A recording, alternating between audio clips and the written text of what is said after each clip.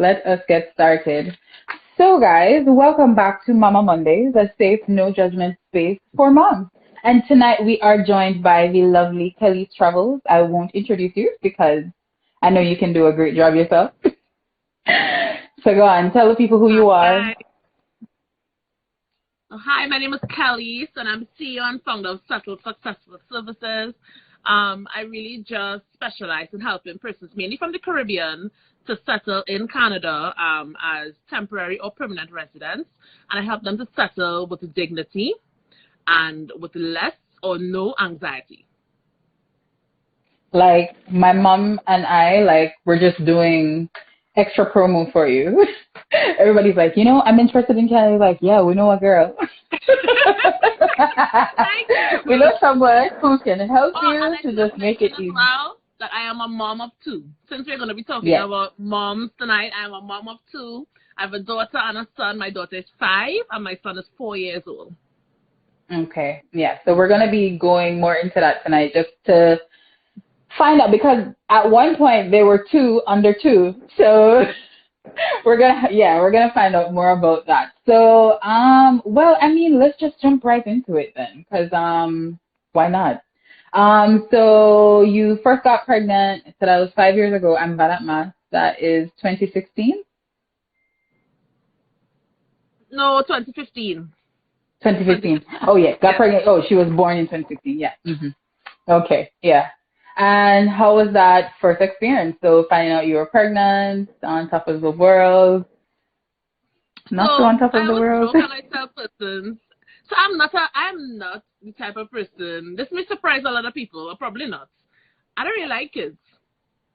I don't really like kids. Like, I'm not that person. Like, I'm not the person like, oh my God, look at baby. I've never been that person.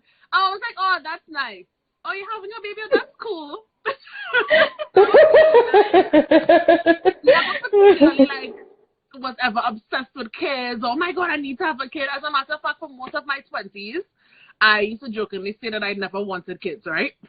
But to be honest with you, I never really paid it any mind. Like, it wasn't a big priority for me, even though my mom was going crazy. She needed grandkids. I was like, you know what, whenever that happened, it happened. When that road comes, I will cross it. It wasn't like something, I wouldn't say that my greatest dream in life was to be a great mother. No. It was one of the things I wanted to take off, but it wasn't like, oh, this is what I'm meant to do. I'm going to be I know what you mean. Super mom. Yeah.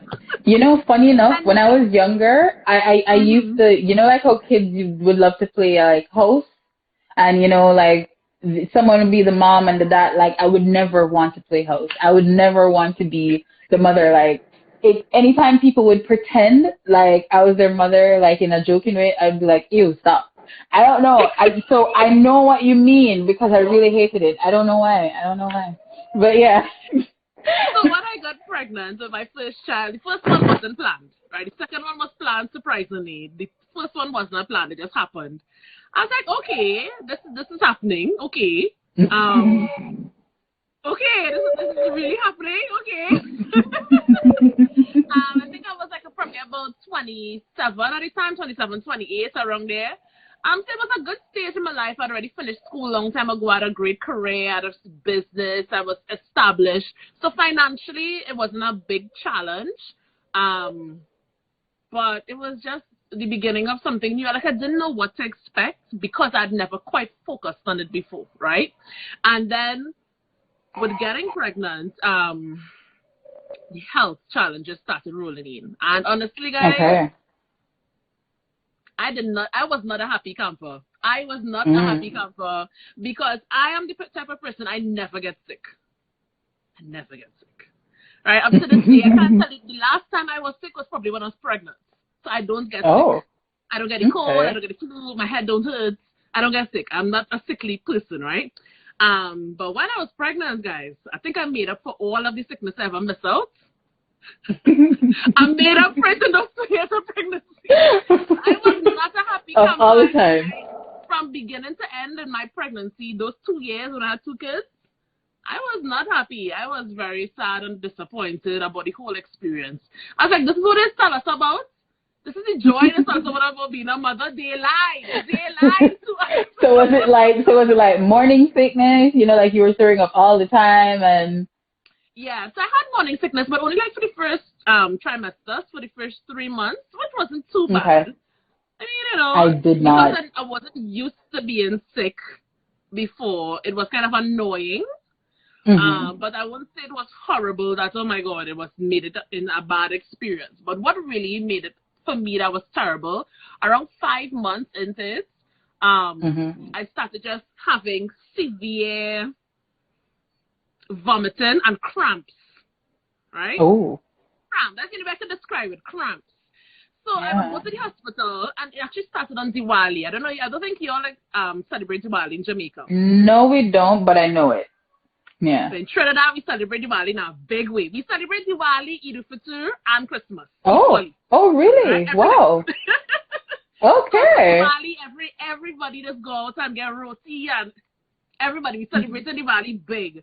And I actually sent to my husband, we weren't married at that time. We woke up like 5 o'clock in the morning. I said, listen to me, it's Diwali. Go and get the roti skin. I can't make roti skin, but I'm making the curry, right? I sent them out to the roti shop because the whole country going for roti, so you had to make sure you're early, right? Send them out to the roti shop, 5 o'clock in the morning, go and get roti. And I stay home and I'm making this curry because I guess I was probably crazy. I'm feeling for this curry, yeah? And girl, when we come back to the roti, we eat roti and curry for breakfast, lunch, and dinner. It is real good. 2 o'clock that morning, my belly started to walk me in my chest. My first money making garlic tea, ginger tea, all kind of things. I say, now what? Pressure, more water than flour. Water than flour.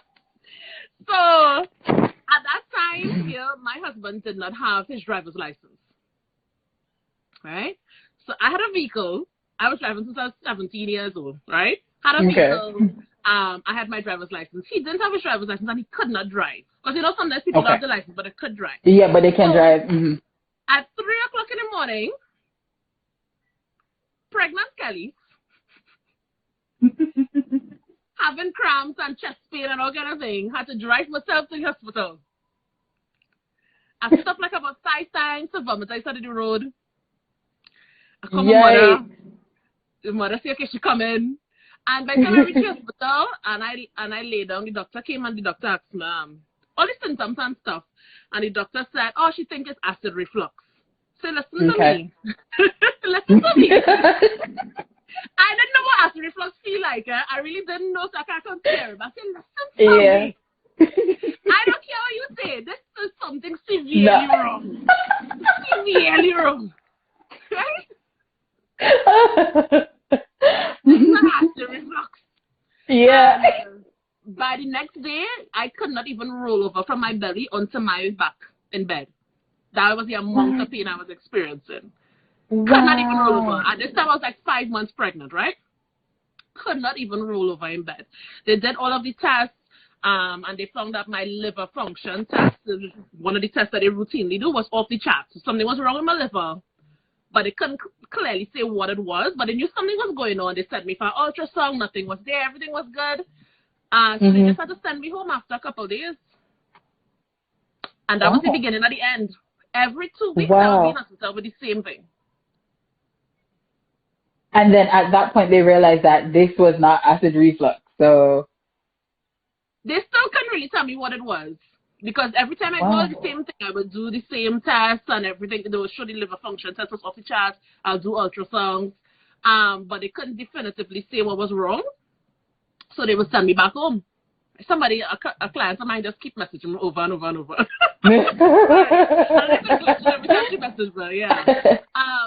So what had happened was, when I was about 6.5 months pregnant now, so by now in hospital about 3-4 times. Mind you, I'd never even spent a night in hospital before then. Yeah, because you weren't sick before, yeah.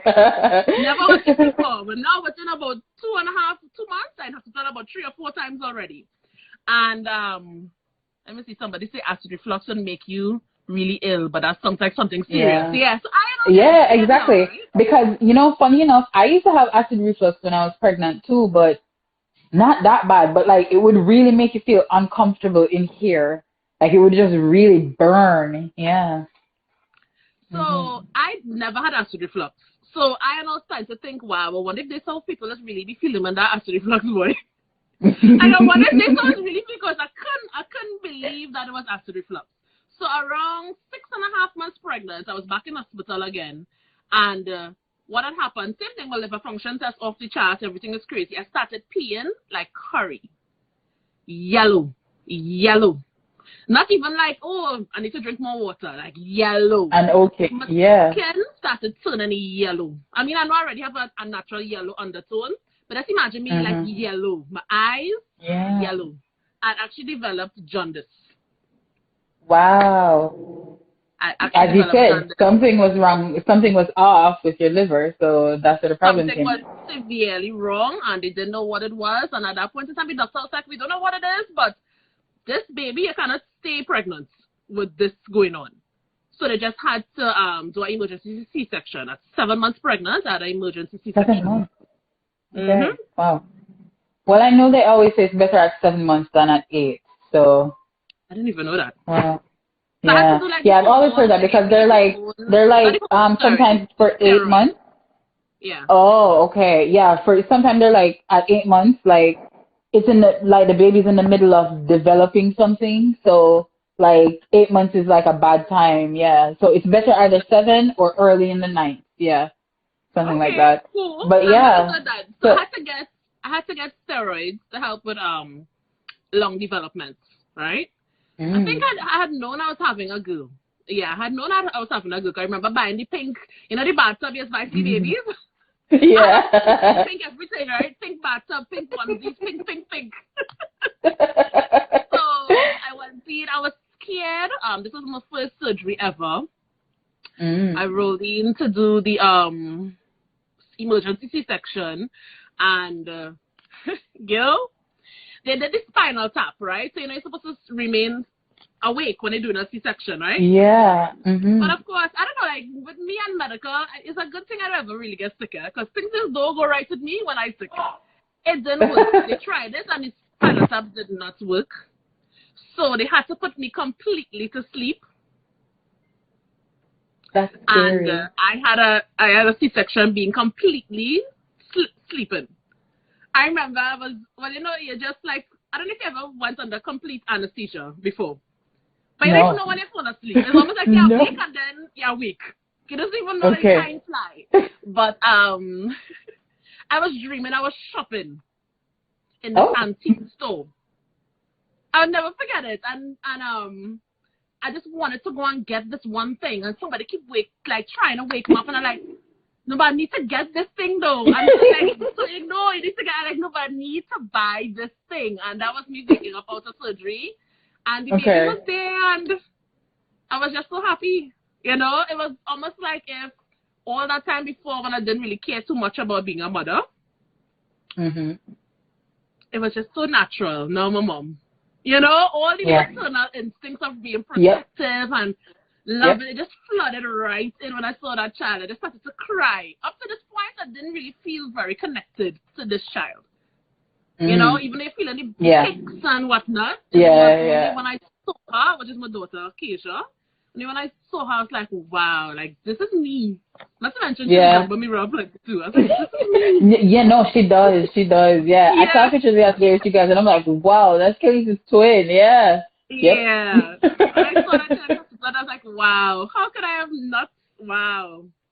Yeah. I felt like it takes some time. Person. And you said at that point, like, you actually cried? I was crying, yeah. But people I did not. Whoever interacted with me one-on-one, I was a real crier. I'm a crier. I cry when I'm happy. I'm a crier, no. Like, after having my son, I bawl for every single thing. So the other day I was watching something. I think, what was I watching? Bake Off, Great British Bake Off. And this guy, he won, Peter, because he's young and he's in university and he won the Bake Off. I was like, oh my God, Peter won. Right?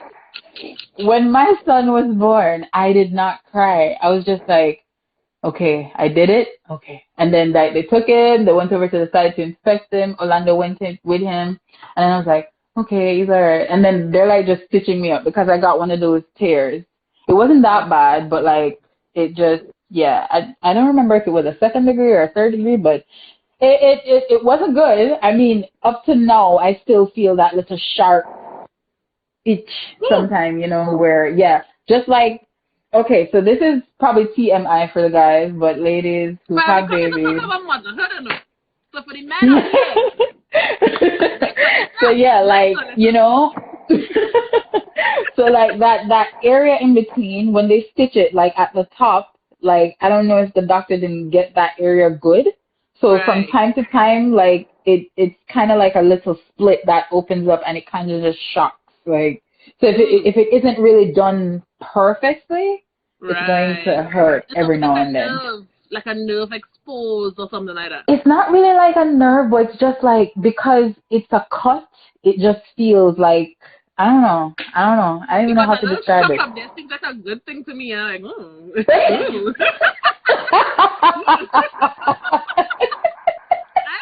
It don't seem that bad, but take your opinion for it, you know? If you say it's bad, okay.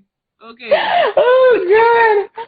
But yeah, like, I was just getting stitched up, and I was like, okay. And then when I went in the room, and I was lying down, and my mother was there, and Orlando was there, and, like, you know, they had him, and I was just in the bed, and I was like, I'm hungry. And then Orlando got Popeyes, and I was like, okay, let me taste some. Because, like, I couldn't eat certain things in that last trimester. Like, my chest would just, like, on fire. And then the nurse was like, okay, lie on your belly. And I'm like, wow, I did not know this felt so good.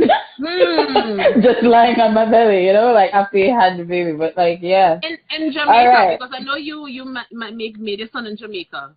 Are they like public hospitals and private hospitals, or is it like you have to pay to make a baby, or you could do it in the public?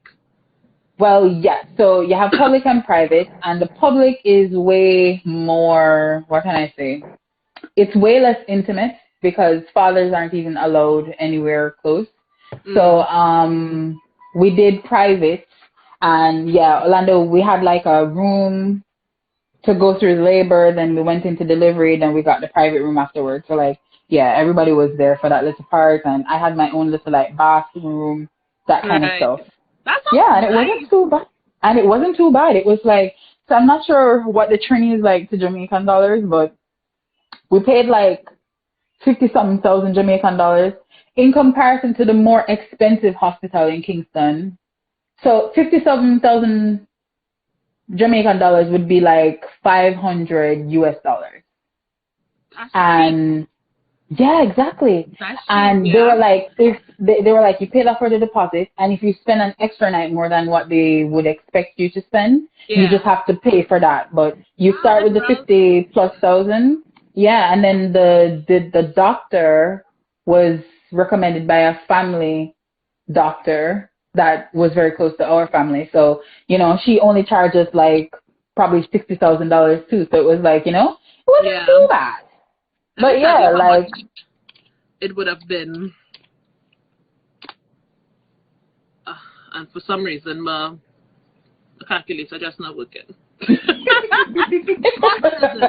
it doesn't work for me. But I was fully prepared. I was fully prepared to pay private to make my children, right? But because of all of the complications I was having. Hold on. Orlando is saying that I'm wrong. I'm wrong? Was I that out of it? What did we pay? I'm so confused. What did we pay? Kill me dead. We actually paid that money, right?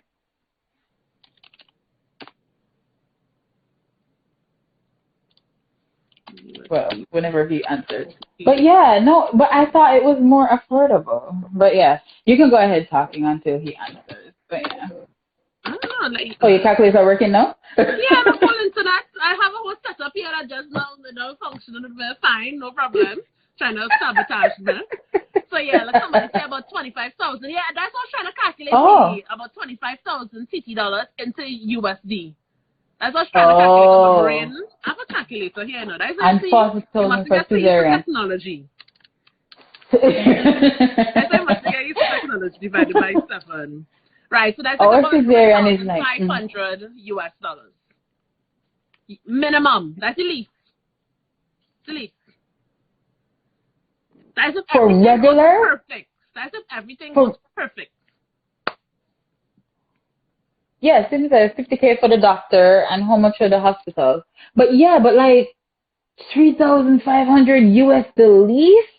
That's if everything No, goes that's perfect. way more expensive. And that's private, It right? was You don't have the option to 120. go to public. So what had happened with me is because I was having so much complications, my doctor straight out told me go public. Because the private hospital didn't have the facilities to accommodate, like if child needed an incubator. Or like, if anything wrong, if anything severely wrong was to happen, they would still ship you off to the public hospital. That's exactly what they told us too. They told us that too. Like, even if you spent your money, like, if anything happened, we're going to send you to Kingston Public Hospital. And I was like, what the hell? This is making me nervous because Zaire's like almost 10 pounds at this point.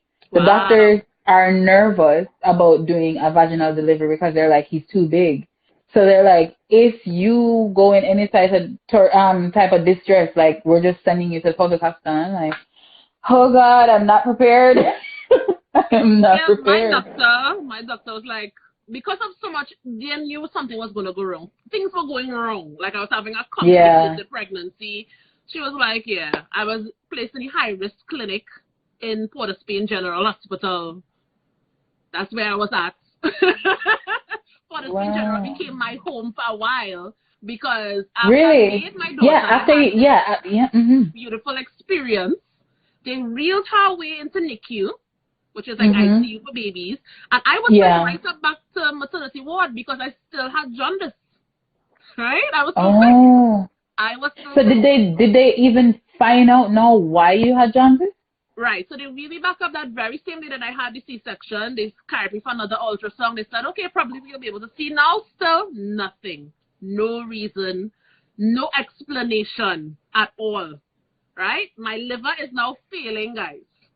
What? No explanation. My baby's in NICU. I am up in the hospital on the ward, still warded, and I have no reason to not think that I'm going to die. Like, I have no reason to say, okay, no, it's going to be okay. And exactly. In my brain, because they don't even know. And I'm going to die and leave a baby. Yeah. Yeah, because, like, they literally don't know. They don't know what's happening. It got to the point that, so after about a week, the jaundice had subsided. I'd gotten back, like, normal. But they were afraid to let me go because I keep coming back, remember? I keep coming back. And not to mention my daughter was still in NICU, right? So I skipped in, I jumped in the gun. Yeah. So I back on the ward. Alright, good. Do the ultrasound, nothing come up. The next day my mother came to visit me. My mother walks into the ward and she's like, oh gosh, look, everybody had their baby and you don't have yours. Oh gosh. That's a ball. Yeah. This one them wanted to kill me. I such a ball. I such a cry. Nobody could God. Nobody could stop me. Oh God. That same day I got up, I put a pillow on my stomach. Because you know it's almost like I don't know if anyone experienced this who has been under complete anesthesia. You just bring up cold after. It's almost like the thing that's pushed down your throat, just kind of aggravated. Oh. So you still just need to cough. But remember, you literally have a whole, all your guts and muscles down there will just split open. So coughing is not really the most comfortable thing. So they still have to take a pillow and put the pillow over your stomach and cough whenever you need to cough to bring it up. So I took a pillow, hold it over my stomach, I jump up, I get up, and I walk down to the NICU to see my baby. I say, to be honest with you, I mean, everybody have their own experiences, but the C-section pain was not, the C-section wasn't painful. Oh, really? It hurt, but it wasn't painful, and I think it's partially because I had this other issue that was of greater importance. This fact that I was dying, right? So in my mind, I was dying. So in comparison to dying from like liver failure, this C-section was like, small thing, right? And I jump up and I went down and see this child. She was about 5 pounds 4 ounces, which is pretty heavy for a 7-month-old baby. Exactly.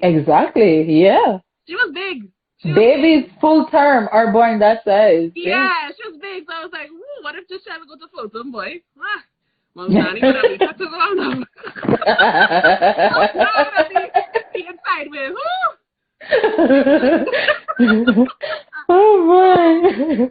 I went down and I saw her. She was discharged after like about 7 days. She was normal. She didn't even need ventilator or anything like that. Okay.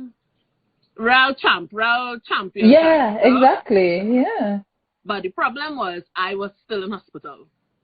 Mm-hmm. Oh, even after she was discharged. She was discharged and I was still warded in hospital for months.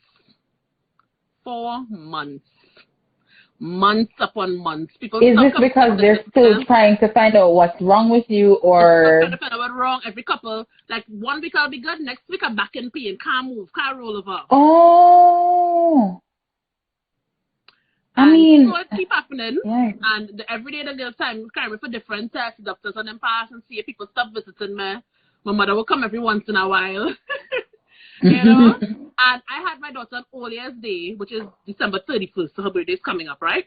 So all carnival time in Trinidad, I still in the hospital. I hear cameras right to the bands on them passing. I hear the bands passing all this. And I'm like a dying. I go and let me just jump up one more time before I kick the bucket. Get down there.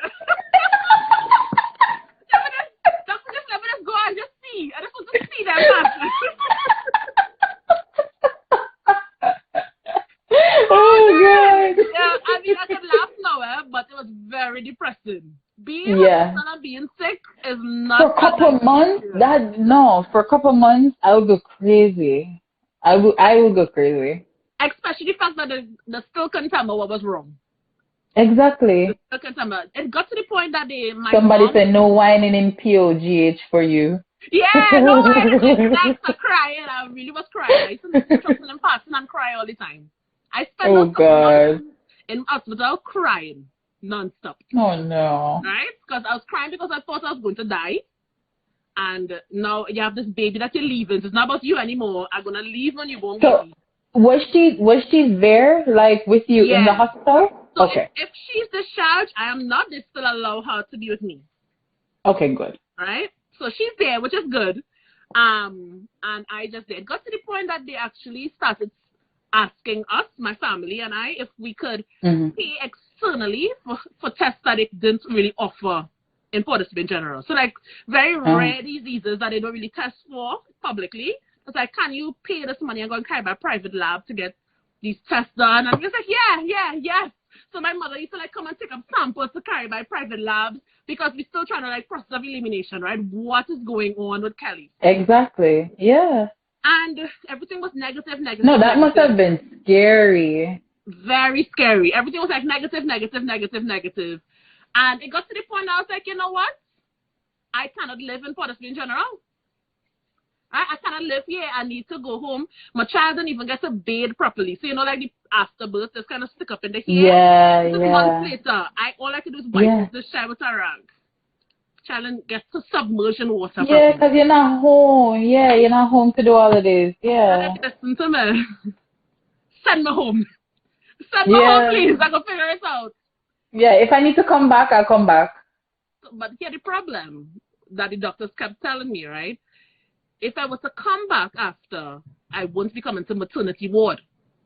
And I won't be able to baby. Okay. So while I was on maternity ward, I could have stayed there until, I probably still gonna be there. Leave, right? I could have stayed there, but once I left and I had to come back in, I would not have been able to bring the baby. Right? I see somebody say, what was your husband's reaction to this situation? He was neither here nor there. I think he was traumatized, you know. He was traumatized. God. Well, okay. He was just like in a zone. Yeah. Quiet. Just there, like, he was just feeding up on my emotions. If I angry, he angry. Oh, God. Yeah. But, like, I think he was traumatized, honestly, throughout my entire day. I can't particularly remember him reacting any kind of way. He was just constantly there, but, like, stunned at the situation. You know? And so I begged them, and they let me go to discharge me with the warnings, of course. And I went home. And guess what happened? What? Within 1 week, started getting You cramps were back? again, Oh, started God. vomiting, feeling the pain again, and I stay home and I try to, because I don't want to go to your stuck, I can't cry for baby. I try to stay home and I try to rally it out. I remember crying on my mother's floor because I went home by my mother. I remember crying in the gallery on the floor, spread out. My mother said, Kelise, I had to go to the hospital. I'm like, no, but my child. In my mind, Yeah, because this time, no, you're not going back on the maternity, so. In my mind, if I leave the child will never forgive me.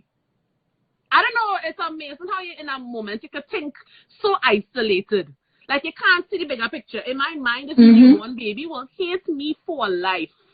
If I leave her alone with someone else. This time the child don't care. Whoever giving her milk is mommy. She don't care if it's mommy giving her butter or the neighbor. She don't care. Exactly.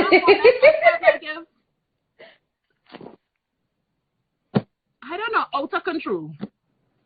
Out of control, insane. Like I couldn't think logically. Because listen, normally after having a baby, we would feel like we're having this out of body experience where we're stressed out and everything like that. No, you have this added thing to this trimester. Like it's I don't think, I don't even know. I mean, of course, if I was faced with this, I would have to try to be strong because as you say, it's for the baby, but like, I can't even imagine. So did you go back to the hospital that time? Oh, sorry, what's that? Did you go back to the hospital this time or did you? My mother had to drag me to the hospital. And here the thing now, my mother can't go to the hospital, so who's staying with the baby? My husband said the baby, remember, he don't know number babies, right? So he takes the baby over by my father where my stepmother does live. So now my stepmother taking care of my child, right? Oh, God. And my stepmother, at that time, I had 2 younger brothers who were like toddler age. So in my mind, what if they took up the child and show the child and this and this? Yeah. Nobody could take care of a child like me, For child syndrome, I think I was telling you this the other day. Yep, for child syndrome. Yep. Nobody could do it like me, Yep. And that was the point in time. I was just worried about this child, and I had to go back into hospital, yes. So when I went back into hospital, they recommended some further tests now that I wasn't pregnant. They wanted me to do an MRI, right? To see what's at the bottom of the problem. Problem was that in the hospital, the MRI machine wasn't working. Aye. So I had to go and get a date to do it at another hospital. And the date they gave me was like 9 months out to do this MRI. I said, well, boy, look thing, I got just dead. Look at me, I just gone. That's the end of my life, right? We pull in Caribbean countries. Everybody in here probably Caribbean. I don't know what it is. You're pulling strings. Yeah. Somebody who knows somebody who knows somebody who knows somebody. And here I get the test done within 1 week. Through pulling strings. Okay, good. 9 months to 1 week. And we have to do that, Yeah. It's so unfortunate that we just have to do these things. And it's so sad that it has people who legit have to wait 9 months for a test that to actually do it. Life and death. Exactly. So I went and I do the MRI, and lo and behold, I guess what was wrong with me all this time? After spending how much ever months in hospital, I had gallstones. Gallstones. Wow. Gallstones.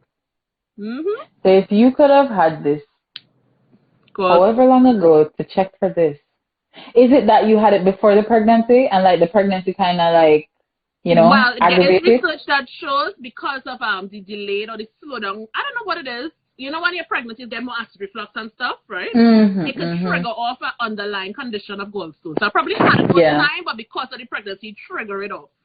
And the reason why they won't see it on the ultrasound, it was determined after that they were actually doing the ultrasound at the wrong contrast.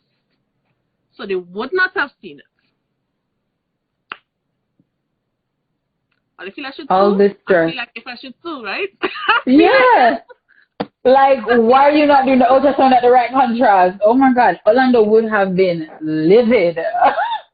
Like for most of my pregnancy, he was just raising hell because the doctor was like, "Oh, we need to do a C-section. C-section in Jamaica is like that's now the 3-5 that you were talking about for the doctor alone, and then you have to pay that kind of money again for the hospital. So it's like No, we the were person cut mad, you but like the like paycheck. gallstones. Hmm. I say that the one that cut you with a paycheck, like the paycheck. Exactly. Damn it. No, but like, really? You guys could not pick up gallstones? No, that would have driven me crazy. Gallstones. And it is such, it's one of the most common operations done, right? It's very common. But people can actually die from gallstones. Really? Gallbladder ruptures, which is what was close to happening when I got jaundice. So you can actually die from gallstones. But it's such an easy fix that people don't regularly die from it. But because it went so long without you said you said your gallbladder was like close to rupturing? Yeah, when I got jaundice, it was totally stuffed up.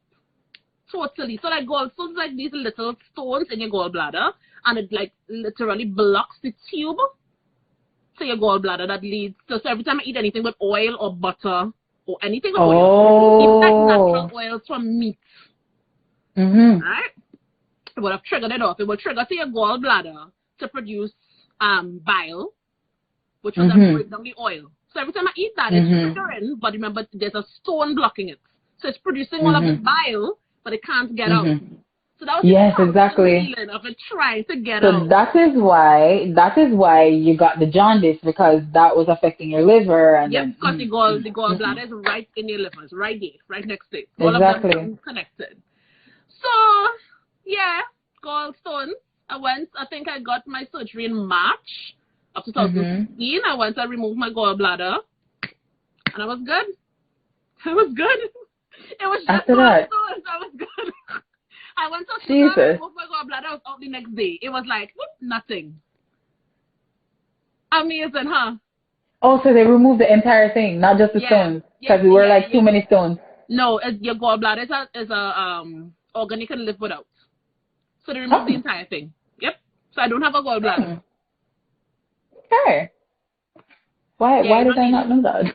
You don't need it, yeah. So after the surgery and everything, was like motherhood normal after that, no? No, it was not. It was not. Because at that point in time, my daughter started getting sick.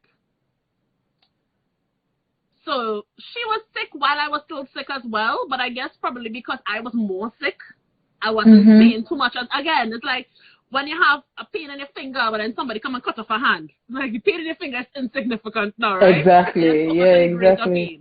So because I had this life-threatening, and I thought life-threatening illness, I wasn't really too much worried about her being sick. I was like, she premature and normal.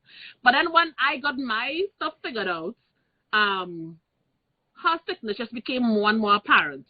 She had eczema, typical, and asthma as a baby. Oh, asthma. And asthma kind of go hand in hand.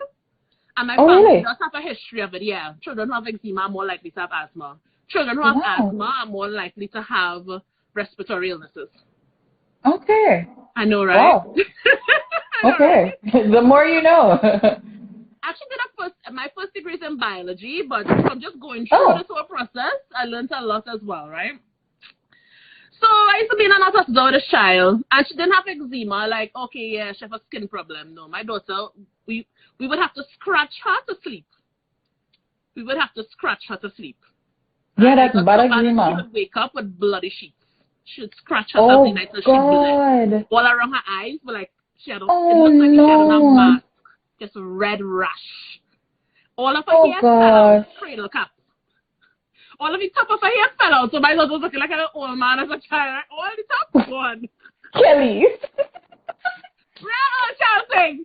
And I watched the child like, what is this going on with the child? And then the asthma starts, and the this starts, and the that starts. She also had an infection in her tonsils. Which is that time as well, and we didn't know it was her tonsils, and the child had such high fever in an hospital for various things. It seems like if every other week I was in hospital with this child. That's how it felt. And I mean, this is so stressful because like you were in the hospital, no, she's in the hospital, and it's like, oh God. And my mental health just took, I don't know if it started at that point in time, if it started from since I was pregnant. I don't know when it started. But one morning I woke up and I was like, I feel like if I'm not right, like something not right. And thinking back at it now, all the while I was crying not to go to the hospital by my mother and all these things, they weren't normal, logical thinking or normal behaviors. I was out of it, guys. I had serious baby blues or postpartum depression. I had baby blues to the point that I didn't want to get up. I didn't want to leave the house. I didn't want to bathe. I didn't want to go to work. I didn't even want to see the child. I felt like if she would have been better off, but if I was just dead. I felt like if I didn't even want to see her, I didn't even want to be around nobody, that I was just this big inconvenience to everybody in my life. That's how I felt. And you know, these things are not logical thoughts, but hormones and depression can make you feel like if the whole world against you, when in fact, no, sis, you're just sick. You're having some, you need to speak to somebody, you know? Having to have an emergency C-section, then you're trying to figure out your sickness, then she gets sick, all of that compounds, you know, like everything is just compounding and, you know, making matters worse, and your mental space is going through a lot of shit in that one time, right? So it's like, oh my God. Because that's going to be stressful too. I wouldn't want to even move either. It's like, I was just, I remember I still had to go to work. I still had to make money in Trinidad. The maternity leave is 3 months.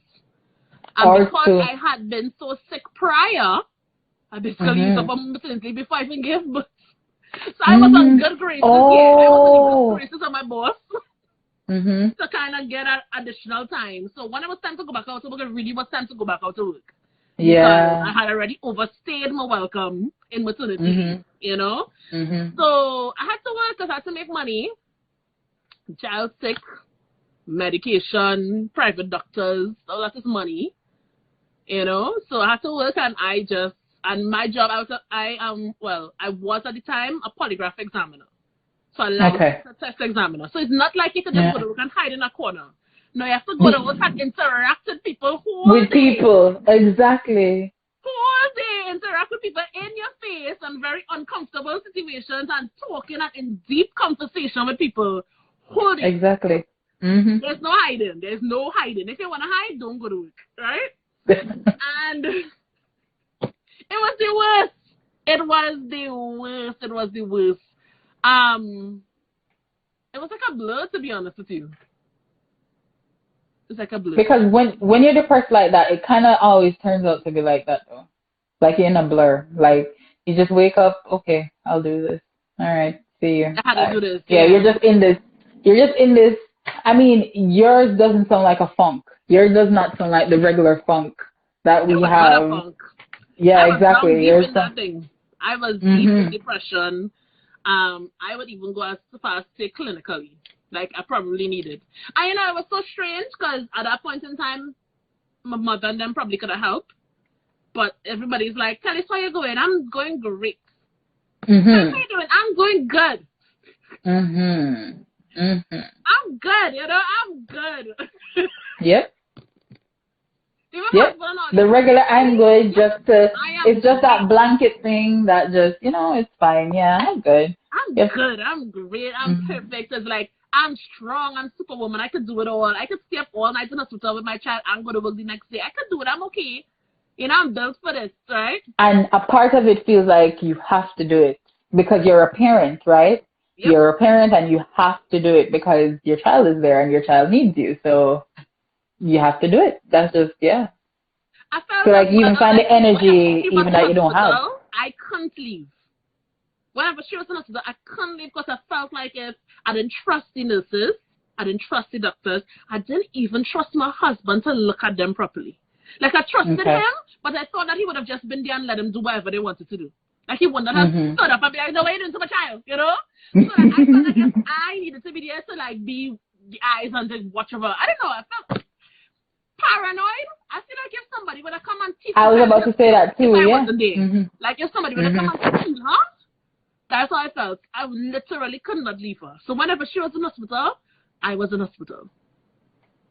You know? So I was sleep deprived as well, as you can imagine. That year was one sleep deprived mess of a Kelise. She has seen me in that year. I wasn't looking at myself. I probably post a picture to some more stories of me during that year. I was in a hot mess. I was in a hot mess. So when around what age did she, you know, start looking better, getting better, everything? Right around the time I got pregnant. Ay. Which is like what? So you say he was planned?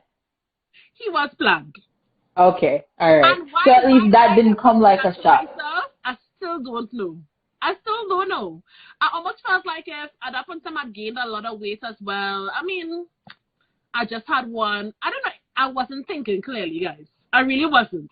Because in my mind, I was like, already in it. Might as well make all the children and done. So I wanted 2 children. Might as well. Like, I don't want to wait 5 years to go back through this again. So I'm already in it. Let me just do the thing properly and have all my children. And then when I'm done, I could say I'm done making children, right? Yeah.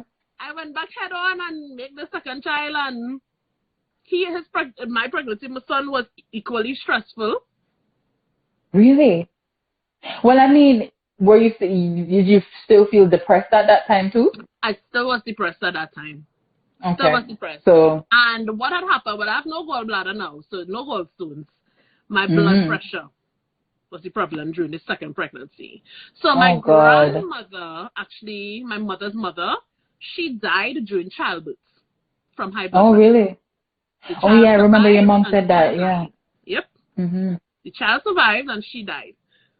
So it's something like in my family, childbirth is a touchy topic. It's a touchy topic in my family because a lot of us have complications with childbirth. So every time I go to hospital, they will keep me. Every time I go to a clinic, they will keep me because my blood pressure was too high. So because of that, it mounted up as well to be in a couple, probably about 2 months in totality with him in hospital. But he was born normal vaginal delivery and he was born healthy on his due date. You know, so that's surprising. Like, so they were okay, like, because I know that now that vaginal birth after C-section is a regular thing, but like back then they were just like, no, it wasn't an issue. They were not okay with that because I was clinic, high risk clinic, right, in Port General, and every week when I go, they will tell me, well, you know, mommy, because you had this child so close after having a C-section, you know, you have to have another C-section. And every week I would tell them, is anything wrong with this pregnancy? Like, why are they trying to sign me up for C-section again? Are they like ripping open people? Like, are they like people? Like, I don't understand. Like, if it comes to the point that there's an emergency and I need to have a C-section, fine. If there's something wrong with the pregnancy and it needs to be ended quickly, fine. But as far as I see it's only my blood pressure, I know they're trying to just cut me up, you know? So, when it came down, said, girl, Natalya, I don't know, we have 24 people on here. And I see Dr. Crystal just joined. I have real bad mind.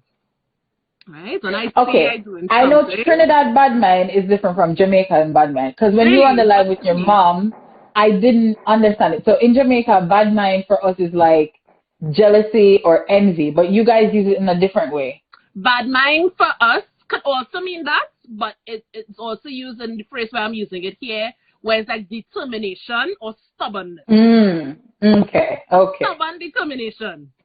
Okay. Right? So, stubborn determination. So I told them I'm not having a C-section. All the doctors come one after the other trying to tell me why I should have it. I told them I'm not having it. Right? Unless they could tell me a good reason why I should have a C-section, I'm not having it. They actually had me sign stating that I disagree with it. So I did my own thing, in other words, right? I signed it, and then they said, okay, well, if they have to, so they because I had these stitches, it was there for like, what, 10 months? 10 months ago, they cut up on all my muscles, everything. So they told me, they cannot assist the labor. So they can't give me any medication to assist me with labor. So if for any reason, like I don't dilate quick enough or anything like that, they cannot help. They cannot help or assist with anything, right? So in other words, if I came to the hospital and there were any complications whatsoever, they cannot intervene. The only intervention is C-section. Oh, okay. So if I came to the hospital and there's any problems, there's no intervention on their part. The only intervention they can give me is a C-section, right? Okay. So I was like, okay, so you know what I did? I went home. After my last time in the hospital because my blood pressure was high, I went home. I downloaded a contraction app on my phone. And I was having contractions for days, and I did not go to the hospital. Because the time I come to the hospital,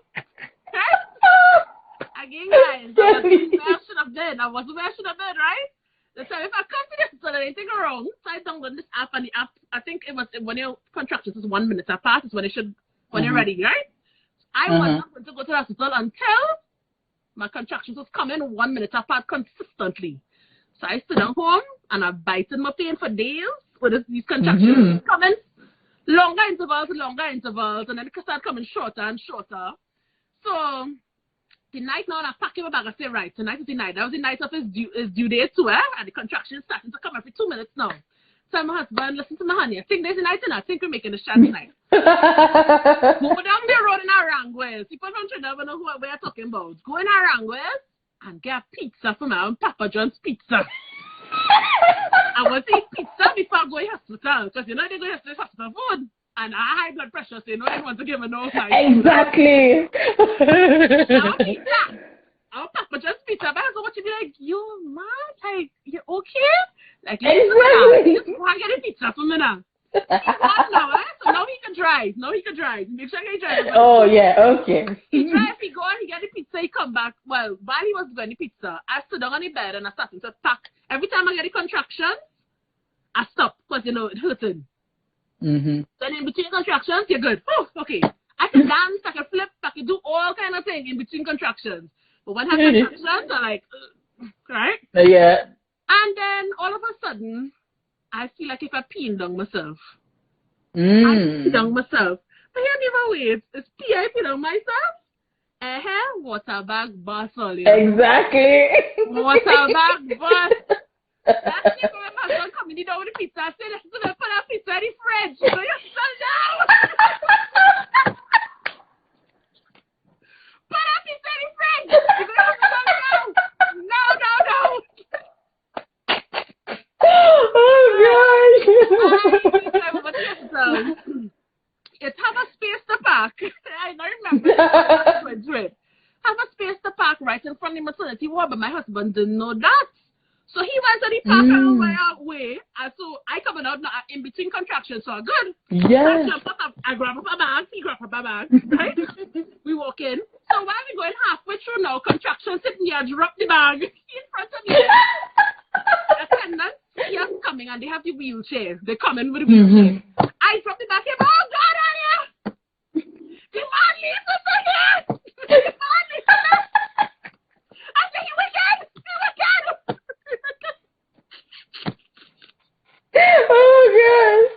Oh God! No!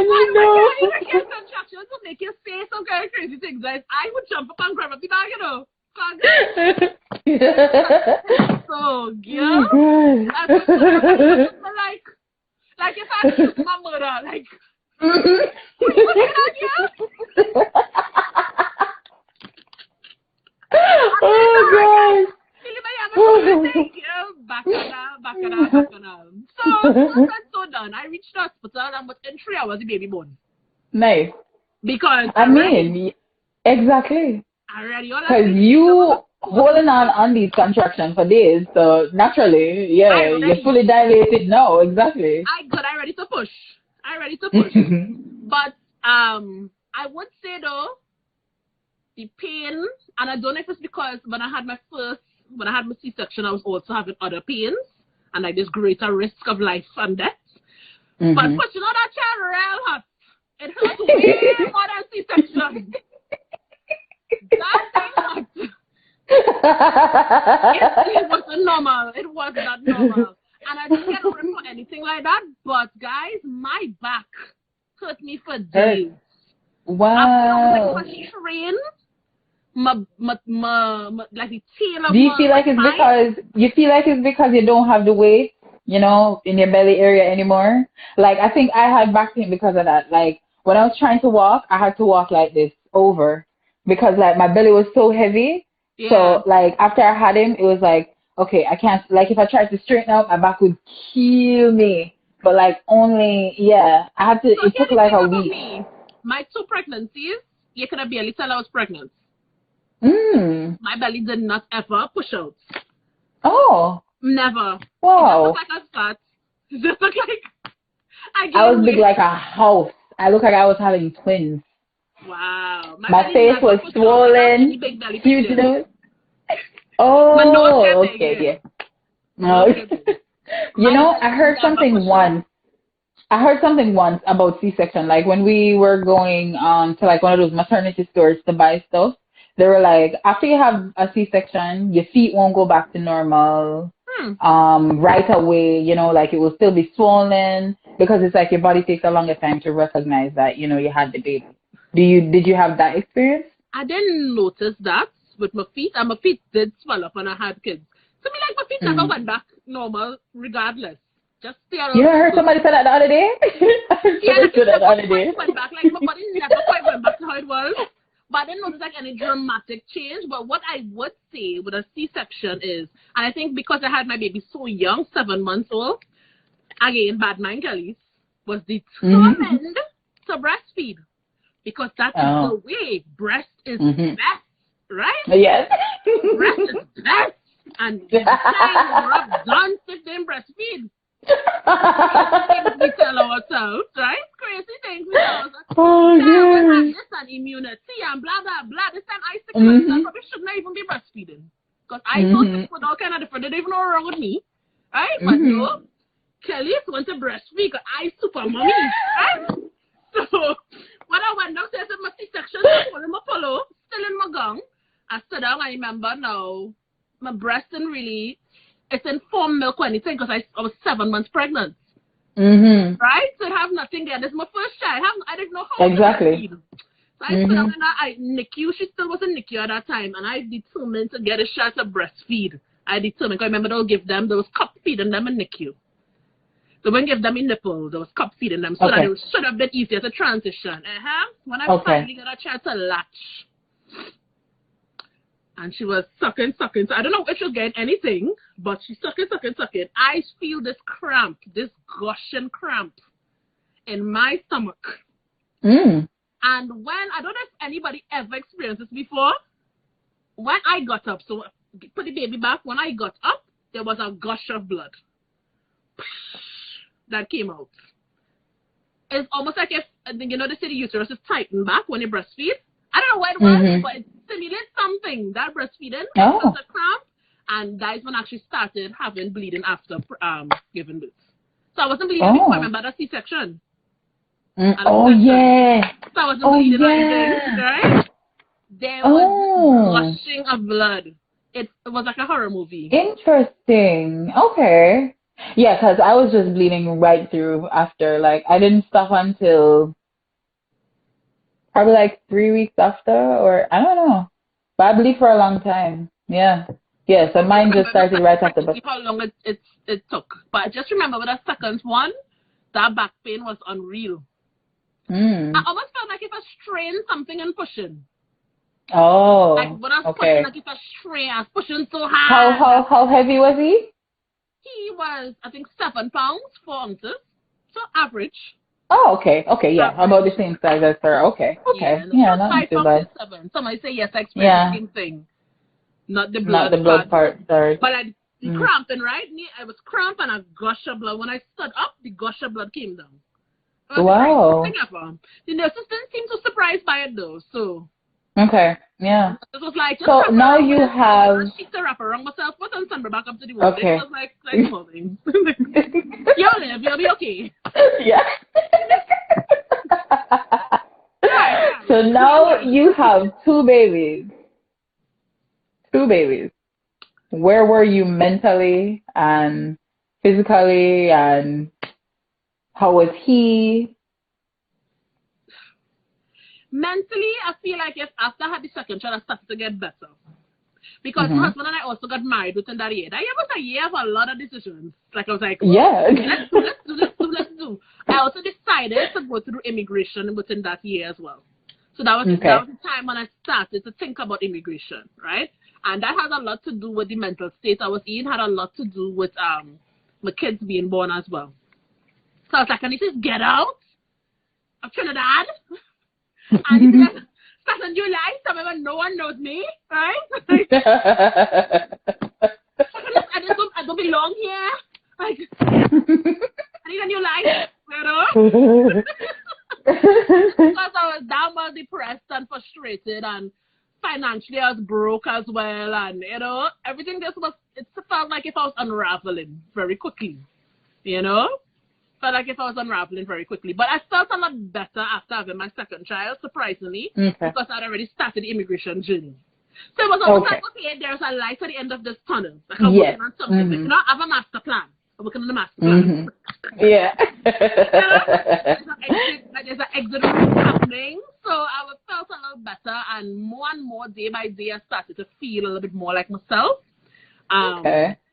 Until when we finally got through with immigration, I think my son was 1 at a time. I was good enough. It wasn't gym. I'd gone back, I'd lose a weight. You should see it. When I actually landed in Canada, you're talking about depression was and cloud 9. That's a cloud 9. So like, the transition was just so 180. Like I got so deep and dark and in that moment, and then I just flipped right back out of it, you know? And I don't know if that had to do with hormones, if it had to do with the fact that I was migrating and I felt like this new hope. I don't know what it had to do with, but I just was grateful that I got out of it mentally. Like I got back into a healthy mind space, you know? So you think that helped you? You think that helped you, like, to feel okay to go back to the gym and, you know, everything like that? You think like the immigration process kind of helped your mind space with that too? Because, you know, I was almost like preparing myself for a new phase in life. You know, it's like you wanna, like, first impression counts. So I went first time Canada see me.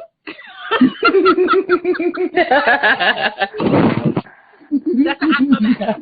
You know? Yes. Like, I get ready for you. Alphabet. You know? And the gym, I'm happy, I'm excited, I have a pep in my step, you know? So that year was fun. It was actually really fun preparing because I know I had this escape route. So it was like this big mission happening on the back end. Only my husband and I and my mother and father knew about, right? Yeah. So I think that helped me a lot to get out of the funk, to be honest. Thinking back, I said no. And when you got to Canada with them, they were how old? My son was 1 and my daughter was 3. Oh, okay. Pretty young. Okay, yeah. Which is why my son talks like a complete Canadian. Really? We tell him water, he tells us water. We say door, he says door. Like we are talking to him in a Trinity dialect, he's talking back to us in Canadian. It's like, okay. Canadian. I guess this is how it's going to go down now, you know? Oh my God. So Rushi KV said, my legs are still weak after childbirth. He's now 3 years old. Wow. She also said, yes, my pelvic floor was affected drastically. Wow. I think my big takeaway from pregnancy, the side that still affects me to this day. So Jamaica's national dish is ackee and saltfish. Right. I cannot eat ackee in peace. It gives me the runs. Like, really? I eat it, and ackee was like my favorite thing before. I would eat it, dumpling, rice, fried dumplings. No, can't eat it. If I eat it, I just make a decision like, yes, I'll accept the consequences. But other than that, yeah. And then, for me, now that you mentioned that, I don't know if it was the pregnancy, if it was the surgery, when I had gone back in to get my gallbladder removed, they did it laparoscopic, is how they call it. So it wasn't like they didn't cut. They made like little tiny, and one went through my navel, which where the camera went, I think. So it's like they're doing it from a camera and doing the surgery, which I found was really cool. But the hole in my navel got infected. Oy.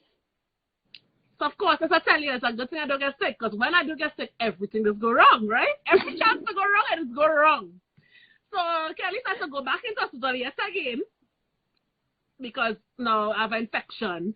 And when they gave me, not penicillin, yes, Augmentin, which is like a drug similar to penicillin. It's like a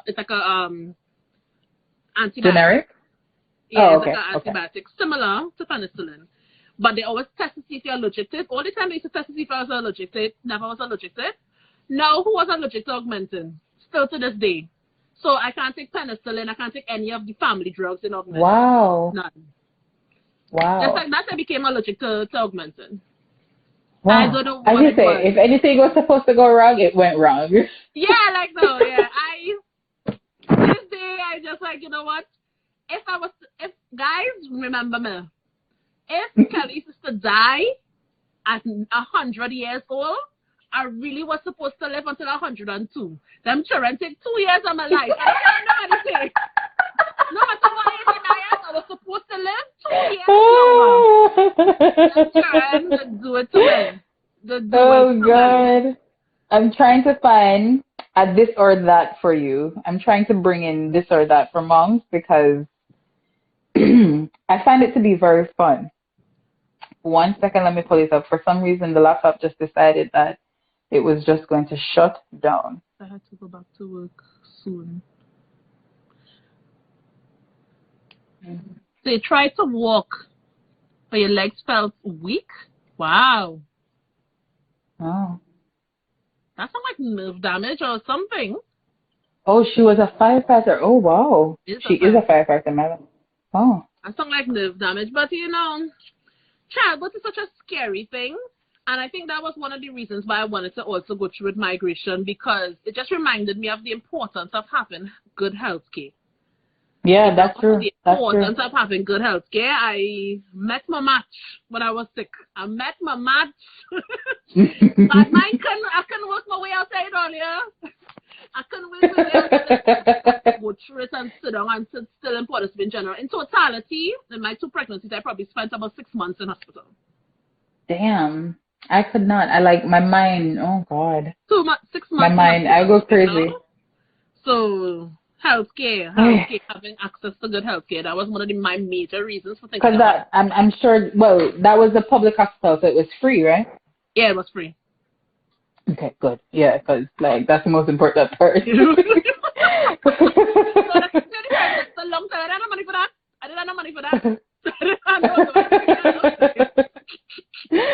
Rushy, you can send me a DM if you want us to talk on Mama Mondays, you know.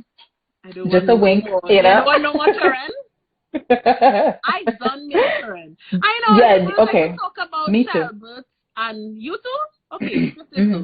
No, I don't feel like, for right now, you know, I feel like I have a window open maybe for one in a couple of years, but for right now, no. Okay. I feel like I want to experience that Canadian niceness in the hospital, but... Yeah, the thing would be nice. All the guys are nice. Maybe so much pain, you wouldn't even realize it. You wouldn't even recognize it. You know, for me, it's like that lovely feeling after you have the baby. But then after you have the baby and then you go home, reality it's like, 16.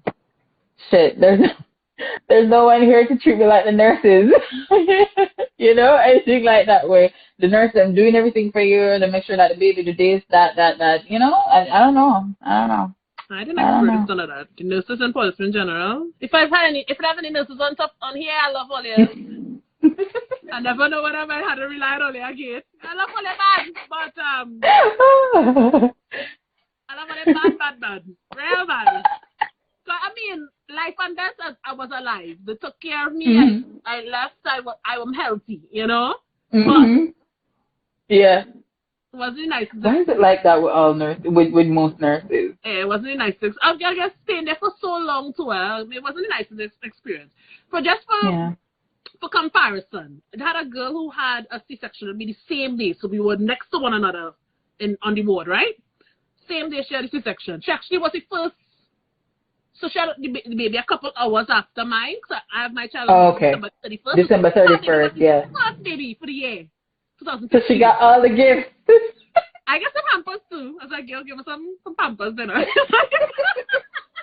some Pampers dinner. I'm going to share that, girl. Yeah, to come and take a picture and stuff, real nice. Yeah.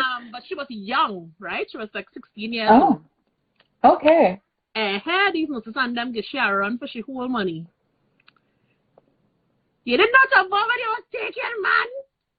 You only have to take money and can't handle it. Like, she good. Yeah, they're not really, yeah. Baby, just brace yourself. And you're going to get some talk. Mm-hmm. You're going to get some talk, you know? And someone said, you met some nice nurses at POSGH. Some of them are pure assholes. Blessed Nika said, after my first baby at POS, I could not go back there. Yep. So when she came out of C-section, I was fully alert and awake because my baby wasn't there, maybe. She came and she was knocked out.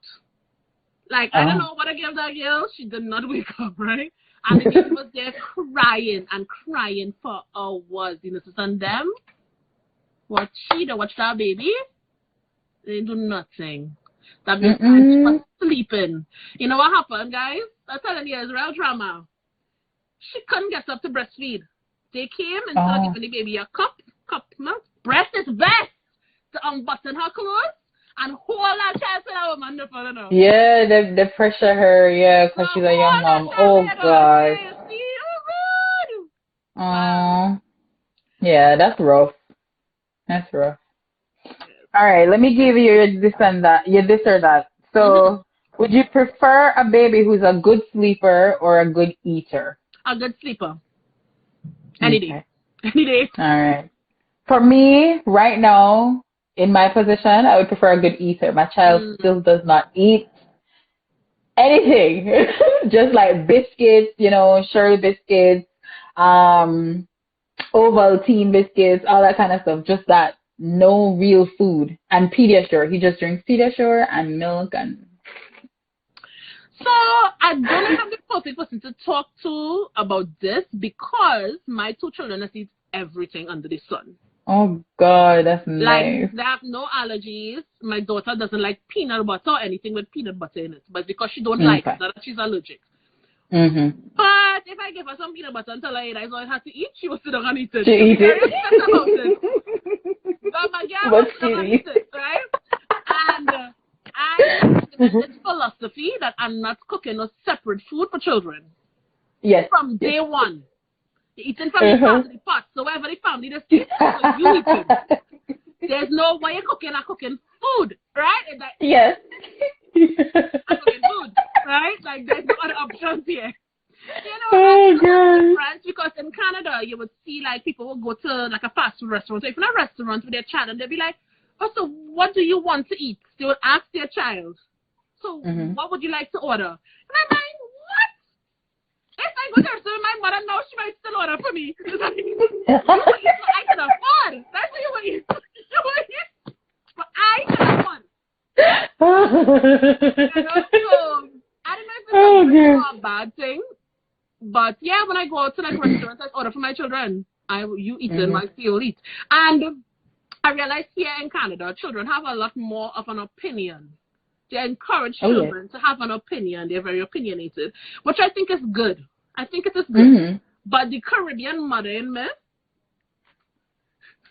Me too. Right up. What do you mean you don't want to eat it? Exactly. What does that mean? Tell me what it means. Exactly. If you don't want to eat it, that just means you're not hungry, and that's okay. When you are hungry, yes, you come back around to it. Yeah. The food is right here waiting for you. There is nothing else to eat but that food. Like what you eat tomorrow the day after. Whatever you're hungry, the food is there. It's waiting. Waiting. You know? All right. So no dishes or no laundry. My kids eat anything, but yeah, no, that's actually so like I mean every problem comes in a different way, right? Like things are different. So I mean that's just my hurdle right now. So that's why I would just love a good eater. Yeah.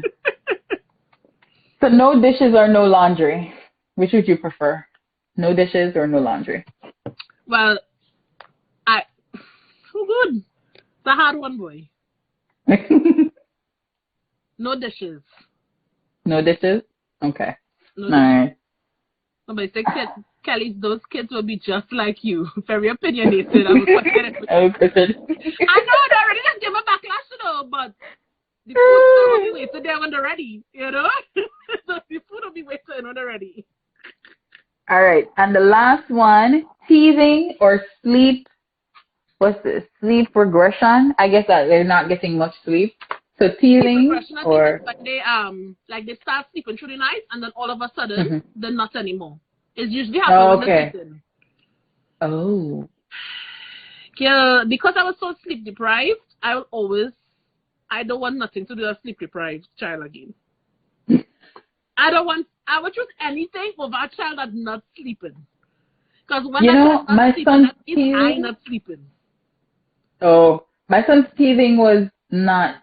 I'm trying to remember if it was bad. I don't think it was that bad. I don't think it was that bad. I don't know. I don't know. I like some things are a blur. Sometimes some things are a blur. I don't even know. I don't know. But yeah, this was a great session. Thank you so much, Kelise. And guys, remember to go and check out Kelise's page. For a lot of you guys who send me a lot of immigration questions, Kelise, go over to Kelise's page, okay? She will have all the advice and she'll know how to direct you in the correct way, right? I really just send everyone to Canada.ca now because it's like some people are asking me some questions and I'm like, I really don't know how to answer that one. Bad advice, right? Exactly. That's the thing with immigration. It's such a big move that you want to just be really careful who you get advice from. You want to be really careful about your sources of information. But Natalya, you're doing good, I know. You're doing Thank good. You, girl. You're doing good. How is it in Jamaica? Oh God, I'm trying to get the Jamaican twang. Yeah. You're doing good. You're a goody girl. Oh, goody. You're doing goody. But you know, funny. Goody is like for example, yeah, hot girl. So like I say, yeah, goody. Yeah, man, yeah, goody. Yeah, goody. Yeah. You're doing good. Keep it up. I love your Mama Thank Mondays. you so much. Vlogs. I love everything about it. Just keep going. Keep pushing. Thank you. And guys, yes, I'm doing Vlogmas if you don't know. It's driving me crazy. I mean, I have a video to edit tonight, but we're going strong. Only a few days left. Keep at it. Yeah.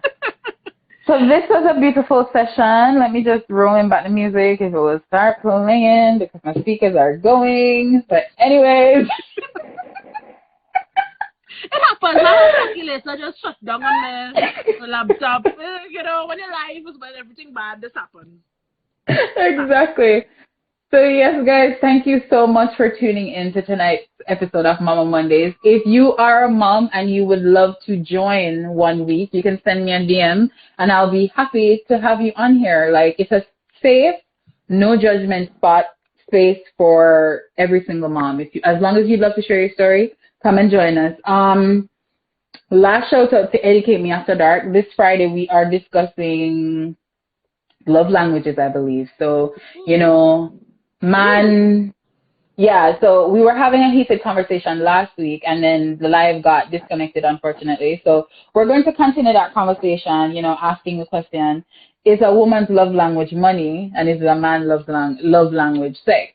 So we're going to be continuing that conversation. So I'll see you guys there on Friday at 9 p.m.